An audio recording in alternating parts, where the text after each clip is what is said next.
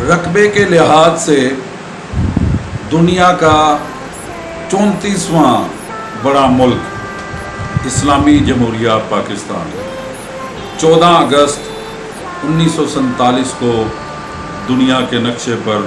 مارج وجود میں آیا۔ مدینہ طیبہ کے بعد اسلامی جمہوریہ پاکستان واحد ملک ہے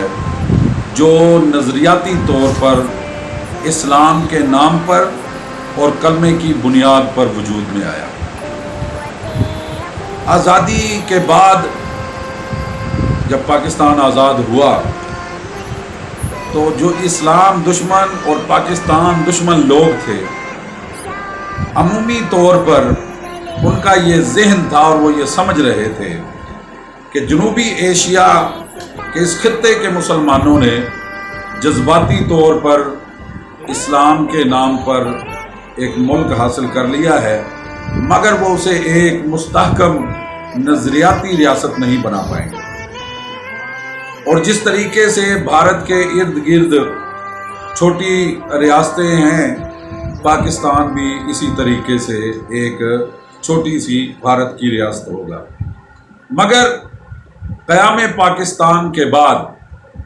اس ملک کی جو غالب اکثریت تھی، انہوں نے اپنے اسلامی جذبات کے تسلسل کو قائم رکھا، جس کی وجہ سے اسلام دشمن اور پاکستان دشمن جو لوگ تھے ان کی توقعات جو ہیں وہ مجروح ہوئی، اور انہوں نے پاکستان کو آگے بڑھنے سے روکنے کے لیے نئے انداز میں اور نئی منصوبہ بندی جو ہے وہ شروع کی۔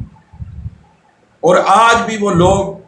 پاکستان کو دباؤ میں رکھنے کے لیے نت نئے جو ہیں